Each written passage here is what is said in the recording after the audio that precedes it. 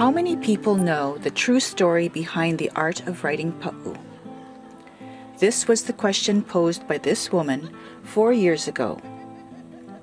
She was referring to the women who ride in the Kamehameha Day Parade in Lahaina, Maui in June, in honor of the king who united the Hawaiian Islands.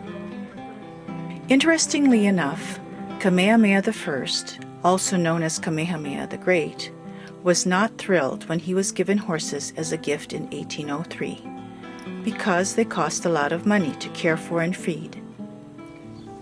But the Hawaiian people absolutely loved them. The women rode the horses astride, not side saddle.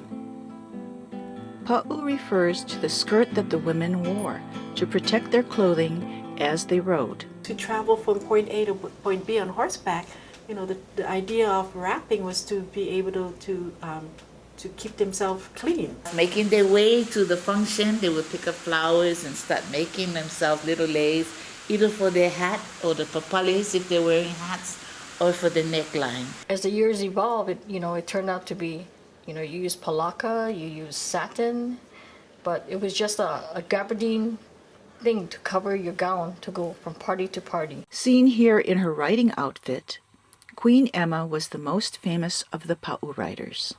Emma was our famous queen that loved and enjoyed riding.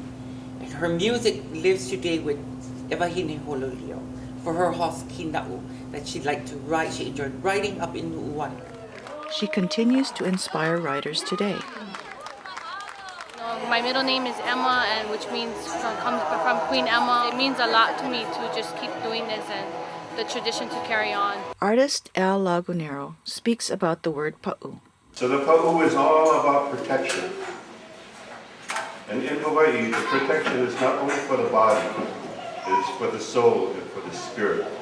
The protection of your whole being, so that we can act as a cooperative community to protect that which we love dearly.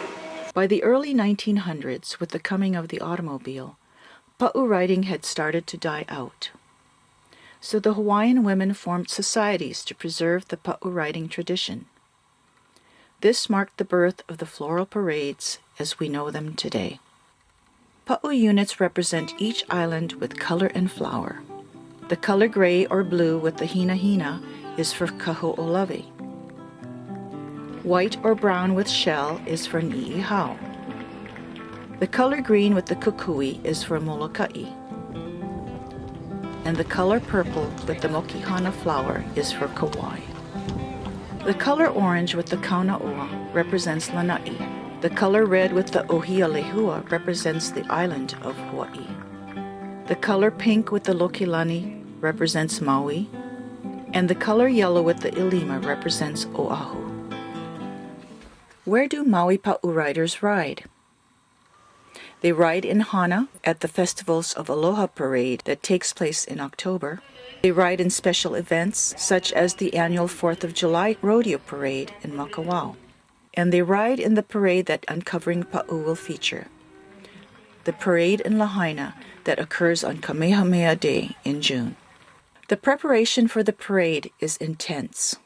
There are educational workshops. You cannot do it without ground help, flower help, everything. It's a whole unit. This horse workshop was a lesson in riding. It reviewed the importance of safety on an asphalt surface on a crowded street, which is quite different than the way paniolos or cowboys ride. You want to go slowly, one step at a time. It takes a lot of work on the horse owner's part to prepare the horse, to bring the horse down for you to just get on. There are lay workshops as well. This one was held at the Kaunoa Senior Center, and it was open to the public. So if 3 bundles going across, you need, and there's 40 in one lay, so you're going to have 40, 40, 40, so you need at least 120 bundles of flowers. In the Kamehameha Day Parade, in addition to being judged on performance, pa'u units are judged on appearance, and the leis play a large part in that. Pa'u units are encouraged to gather the flowers they use for the leis. If you think about the whole idea of pa'u, you really don't have to buy anything if you are resourceful. Nature provides it. Some units practice traditional Hawaiian protocol for gathering. This includes asking for permission in a chant and taking care to pick only a few flowers from each plant to ensure its continued growth.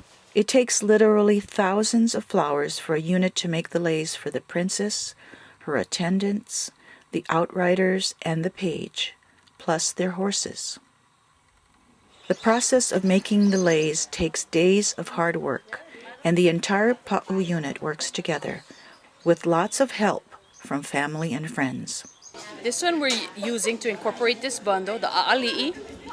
We're using the protea, epis, status, straw flower, and croton leaves. And lucky we have a lot of help today. Yeah, a lot of people coming out to help us. Mahalo. Out of their busy schedule, so we're very fortunate. The wrapping of the women's pa'u skirts for the Kamehameha Day Parade is performed by a Lahaina family who practices Hawaiian protocol as they wrap. I just want you to know that without these women, Paui would not be possible for us. We don't have a lot of people that know this art very well. With gratitude, it is such a privilege for us. The 12 yards of satin fabric are secured by 6 kukui nuts in traditional pa'u riding style. Here, twisted like this. You know, there's some people use 6 nuts, some people use 8 nuts. It all depends on your mana'o and who taught you. Uncovering Pa'u will feature 5 Pa'u riders and will examine their unique contributions to the Pa'u tradition on Maui. This is Auntie Leilani, who will tell you that she can't sing and she can't dance the hula, but that she loves horses, and riding Pa'u is her way of celebrating the Hawaiian culture.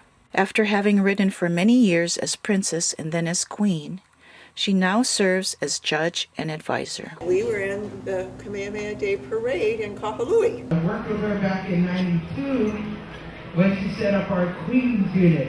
Melissa grew up with horses on the island of Maui, and they are her love and livelihood. Rocky has done this before. If he gets, a little antsy, you can turn side. It's about the culture, it's about the respect, and for just an amazing art. Julie loves horses as well. Julie is last year's Pa'u princess. I was born here, but I'm obviously not Hawaiian of any sort, but I feel like I am just because it's fun to participate in things like this. Anela is almost 100% Hawaiian.